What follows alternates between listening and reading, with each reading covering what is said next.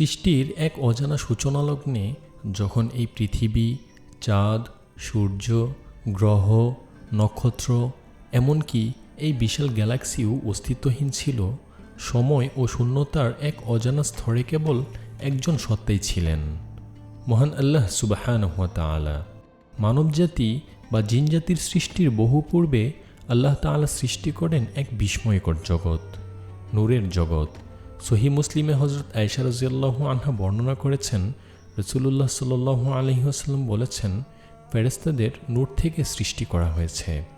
এই অসংখ্য ফেরেশতার মধ্য থেকে আল্লাহ তাআলা এক বিশেষ ফেরেশতাকে সৃষ্টি করেন এবং তাকে সমস্ত ফেরেশতার নেতা করেন। তিনি হলেন আল্লাহর সবচেয়ে নিকটতম, বিশ্বস্ত ও শক্তিশালী ফেরেশতা, হযরত জিবরাইল আলাইহিস সালাম। আজ আমরা জানব এই মহান সত্তার পূর্ণ জীবন কাহিনী। তার মাধ্যমেই আল্লাহর বার্তা পৃথিবীতে পৌঁছেছে। তিনি সকল যুগে নবী রাসূলদের কাছে আসমানি কিতাব পৌঁছে দিয়েছেন, সাহায্য এনেছেন, আবার অবাধ্য জাতির উপর আল্লাহর শাস্তিও নিয়ে এসেছেন। পবিত্র কুরআনে হযরত জিবরাইল আলাইহিস সালামকে বিভিন্ন নামে উল্লেখ করা হয়েছে। সূরা আশ-শুআরাতে তাকে বলা হয়েছে রুহুল আমিন, অর্থাৎ বিশ্বস্ত আত্মা, এবং বহু স্থানে তাকে রুহুল কুদুসও বলা হয়েছে, যার অর্থ দাঁড়ায় পবিত্র আত্মা। রাসূলুল্লাহ সাল্লাল্লাহু আলাইহি ওয়াসাল্লাম মাত্র দুবার জিবরাইল আলাইহিস সালামকে তার প্রকৃত রূপে দেখেছিলেন। সহিহ বুখারীর বর্ণনায় এসেছে, তার ছিল ৬৬টি ডানা। যখন তিনি ডানা বিস্তার করতেন, পূর্ব থেকে পশ্চিম পর্যন্ত আকাশ ঢেকে যেত। তার ডানা থেকে মণিমুক্তা ঝরত। তার শক্তি এত বিশাল ছিল যে আল্লাহর অনুমতিতে তিনি এক আঘাতে পাহাড় ধ্বংস করে দিতে পারতেন। কিন্তু এত শক্তি থাকা সত্ত্বেও তিনি ছিলেন আল্লাহর সবচেয়ে বিনয়ী ও অনুগত বান্দা। তার অবস্থান সপ্তম আসমানের উপরে সিদরাতুল মুনতাহার নিকটে। সেখান থেকে তিনি মুহূর্তেই পৃথিবীতে নেমে আসতেন আল্লাহর নির্দেশ নিয়ে। হযরত আদম আলাইহিস সালামের সৃষ্টি থেকে শুরু করে নবুয়তের ধারাবাহিকতায় জিবরাইল আলাইহিস সালাম ছিলেন আসমান ও জমিনের মাঝে এক অদৃশ্য সেতুবন্ধন।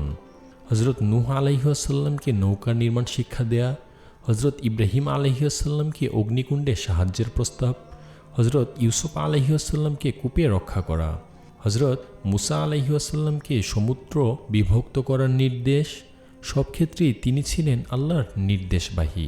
হযরত মারিয়ম আলাইহিস সালামের কাছে মানবরূপে এসে হযরত ঈসা আলাইহিস সালামের অলৌকিক জন্মের সুসংবাদও তিনি পৌঁছে দেন। কিন্তু সকল নবীর মধ্যে সর্বাধিক গভীর সম্পর্ক ছিল শেষ নবী মুহাম্মদ সাল্লাল্লাহু আলাইহি ওয়াসাল্লামের সাথে। হেরা গুহায় প্রথম ওহী নিয়ে আসেন হযরত জিবরাইল আলাইহিস সালাম।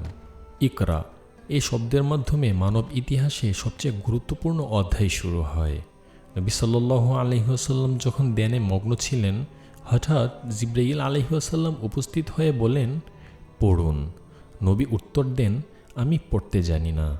এরপর 3 বার শক্তভাবে আলিঙ্গনের পর জিবরাইল আলাইহিস সালাম সূরা আলাকের প্রথম 5টি আয়াত তিলাওয়াত করলেন। পড়ুন আপনার প্রভুর নামে, যিনি সৃষ্টি করেছেন। এই ঘটনার মাধ্যমেই কুরআন নাজিলের সূচনা হয় এবং পৃথিবীর ইতিহাসে এক নতুন অধ্যায় শুরু হয়। জিবরাইল আলাইহিস সালাম সূরা আলাকের প্রথম 5টি আয়াত তিলাওয়াত করলেন। পড়ুন আপনার প্রভুর নামে, যিনি সৃষ্টি করেছেন। তিনি মানুষকে সৃষ্টি করেছেন জমাট রক্তপিণ্ড থেকে। ওহির এই মহান ভার হযরত জিবরাইল আলাইহিস সালামের অলৌকিক উপস্থিতি হযরত রাসূলুল্লাহ সাল্লাল্লাহু আলাইহি ওয়াসাল্লামের অন্তরে গভীর ভয় সৃষ্টি করে। তিনি কাঁপতে কাঁপতে ঘরে ফিরে এসে হযরত খাদিজা রাদিয়াল্লাহু আনহাকে বললেন, আমাকে ঢেকে দাও। এরপর কিছুদিন ওহী বন্ধ থাকে। ইসলামের ইতিহাসে এই সময়কে ফাতরাতুল ওহী বলা হয়েছে। এ সময় নবী সাল্লাল্লাহু আলাইহি ওয়াসাল্লাম গভীর চিন্তা ও দুশ্চিন্তায় থাকতেন। একদিন তিনি আকাশ থেকে আওয়াজ শুনলেন। উপরে তাকিয়ে দেখলেন হেরা গুহায় আগত সেই মহান ফেরেশতা হযরত জিবরাইল আলাইহিস সালাম আকাশ ও পৃথিবীর মাঝে এক বিশাল আসনে উপবিষ্ট। এই দৃশ্য দেখে তিনি আবার ভীত হয়ে ঘরে ফিরে আসলেন। তখন জিবরাইল আলাইহিস সালাম সূরা মুদ্দাসসিরের আয়াত নিয়ে আসেন, হে বস্ত্রাবৃত, উঠুন এবং সতর্ক করুন। এরপর শুরু হয় 23 বছরের এক অবিচ্ছেদ্য সম্পর্ক, জিব্রাইল আলাইহিসসালাম শুধু ওহী নিয়ে আসেননি, তিনি ছিলেন রাসূল সাল্লাল্লাহু আলাইহি ওয়াসাল্লামের শিক্ষক, বন্ধু ও সহায়ক। তিনি নবী সাল্লাল্লাহু আলাইহি ওয়াসাল্লামকে ওযু, সালাত, দ্বীনের মৌলিক বিষয়সমূহ শিক্ষা দেন। হাদিসে জিব্রাইলের মাধ্যমে ঈমান, ইসলাম ও ইহসানের শিক্ষা প্রদান করেন। মক্কার কঠিন নির্যাতনের সময়, তায়েফের রক্তাক্ত প্রান্তরে, প্রতিটি দুঃখঘন মুহূর্তে তিনি নবী সাল্লাল্লাহু আলাইহি ওয়াসাল্লামের পাশে ছিলেন। তায়েফে যখন নবী সাল্লাল্লাহু আলাইহি ওয়াসাল্লাম পাথরের আঘাতে রক্তাক্ত, তখন জিব্রাইল আলাইহিসসালাম পাহাড়ের দায়িত্বপ্রাপ্ত ফেরেশতাকে নিয়ে এসে বলেন, আপনি অনুমতি দিলে আমি এই পাহাড় একত্র করে এ জাতিকে ধ্বংস করে দেব। কিন্তু নবী সাল্লাল্লাহু আলাইহি ওয়াসাল্লাম রহমতস্বরূপ তাদের জন্য দোয়া করেন। শোকের বছরে হযরত খাদিজা রাদিয়াল্লাহু আনহা ও আবু তালিবের মৃত্যুর পর আল্লাহ তাআলা নবী সাল্লাল্লাহু আলাইহি ওয়াসাল্লামকে সান্ত্বনা দিতে মহান মিরাজের ব্যবস্থা করেন। জিব্রাইল আলাইহিসসালাম নবী সাল্লাল্লাহু আলাইহি ওয়াসাল্লামের বক্ষ বিদীর্ণ করেন, জমজমের পানি দিয়ে হৃদয় পরিশুদ্ধ করেন এবং বোরাক নিয়ে আসেন। এরপর শুরু হয় ইতিহাসের সবচেয়ে বিস্ময়কর সফর, ইসরা ও মিরাজ। মসজিদুল হারাম থেকে মসজিদুল আকসা, তারপর 7 আসমান অতিক্রম করে নবী সাল্লাল্লাহু আলাইহি ওয়াসাল্লামকে পথ দেখান জিব্রাইল আলাইহিসসালাম। প্রথম আসমানে হযরত আদম আলাইহিসসালাম, দ্বিতীয় আসমানে হযরত ঈসা আলাইহিসসালাম ও ইয়াহইয়া আলাইহিসসালাম, তৃতীয় আসমানে হযরত ইউসুফ আলাইহিসসালাম, চতুর্থ আসমানে হযরত ইদ্রিস আলাইহিসসালাম, পঞ্চম আসমানে হযরত হারুন আলাইহিসসালাম, ষষ্ঠ আসমানে হযরত মুসা আলাইহিসসালাম এবং সপ্তম আসমানে হযরত ইব্রাহিম আলাইহিসসালামের সাথে সাক্ষাৎ হয়। অবশেষে তিনি পৌঁছান সিদরাতুল মুনতাহায়। সেখানে এসে জিব্রাইল আলাইহিসসালাম থেমে যান এবং বলেন, হে আল্লাহর রাসূল, এখানেই আমার সীমা। আমি যদি এর এক চুল পরিমাণও সামনে যাই তবে আল্লাহর নূর আমাকে জ্বালিয়ে দেবে। এরপর রাসূলুল্লাহ সাল্লাল্লাহু আলাইহি ওয়াসাল্লাম একাই অগ্রসর হন মহান আল্লাহর সান্নিধ্যে। মিরাজের পর জিব্রাইল আলাইহিসসালাম তার দায়িত্ব পালন করতে থাকেন। হিজরতের পর বদরের যুদ্ধে যখন 313 জন সাহাবী হাজারো সশস্ত্র কুরাইশ বাহিনীর মুখোমুখি হন, নবী সাল্লাল্লাহু আলাইহি ওয়াসাল্লাম আল্লাহর কাছে সাহায্য চান। তখন আল্লাহ আসমান থেকে 1000 ফেরেশতা প্রেরণ করেন এবং সেই বাহিনীর নেতা ছিলেন হযরত জিব্রাইল আলাইহিসসালাম। তিনি শুধু নির্দেশ দেননি, তিনি নিজেও যুদ্ধে অংশ নেন, মুসলমানদের সহায়তা করেন এবং ইসলামের বিজয়ে গুরুত্বপূর্ণ ভূমিকা রাখেন।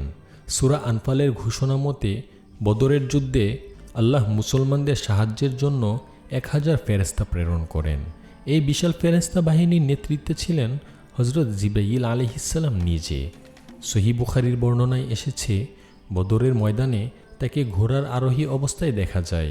তিনি শুধু নির্দেশ দেননি, বরং সরাসরি যুদ্ধক্ষেত্রে অংশগ্রহণ করেন।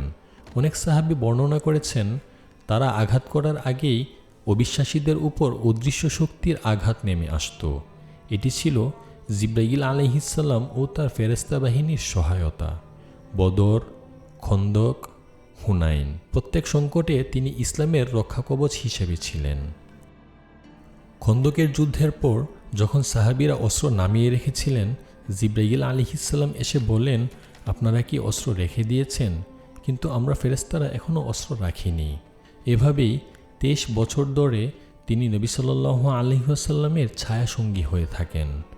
কিন্তু প্রতিটি সৃষ্টিরই সমাপ্তি রয়েছে।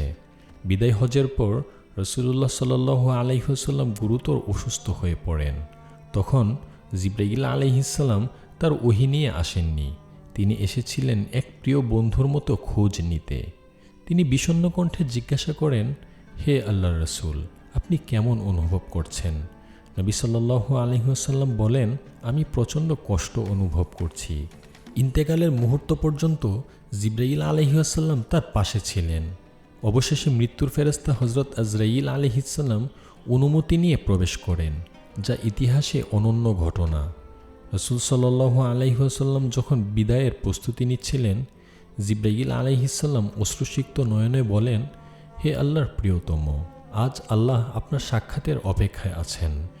নবী সাল্লাল্লাহু আলাইহি ওয়াসাল্লামের ইন্তেকালের মাধ্যমে পৃথিবীতে জিব্রাইল আলাইহিসসালামের ওহী আনার দায়িত্ব চিরতরে শেষ হয়ে যায়। তবে কিয়ামতের দিনও তার ভূমিকা অত্যন্ত গুরুত্বপূর্ণ হবে। সেদিন তিনি ফেরেশতাদের নেতা হিসেবে সারিবদ্ধ হয়ে দাঁড়াবেন। জাহান্নামকে টেনে আনা হবে। অসংখ্য শক্তিশালী ফেরেশতার নেতৃত্বেও তিনিই থাকবেন। অবশেষে যখন প্রথম শিঙ্গা ফুঁক দেয়া হবে, আল্লাহর ইচ্ছা ব্যতীত সকল সৃষ্টি মৃত্যুবরণ করবে। শেষ পর্যায়ে আল্লাহর নির্দেশে হযরত জিবরাইল আলাইহিসসালামকেও সিজদা অবস্থায় মৃত্যুবরণ করতে হবে। এরপর সমগ্র মহাবিশ্ব ধ্বংস হয়ে যাবে। শুধু মহান আল্লাহ সুবহানাহু ওয়া তাআলা অবশিষ্ট থাকবেন। তখন তিনি ঘোষণা করবেন, আজ রাজত্ব কার, এবং তিনি নিজে উত্তর দেবেন, রাজত্ব একমাত্র পরাক্রমশালী আল্লাহর। হযরত জিবরাইল আলাইহিসসালামের এই বিস্ময়কর জীবন আমাদের শিক্ষা দেয়, ক্ষমতা, সম্মান ও মর্যাদা যত মহানই হোক, চিরস্থায়ী ক্ষমতা কেবল আল্লাহর। অতএব আমাদের উচিত আল্লাহর নির্দেশ ও রাসূলুল্লাহ সাল্লাল্লাহু আলাইহি ওয়াসাল্লামের সুন্নাহ অনুযায়ী জীবন পরিচালনা করা। আল্লাহ আমাদের সকলকে সঠিক বুঝ ও তা অনুসরণ করার তৌফিক দান করুন। আমিন।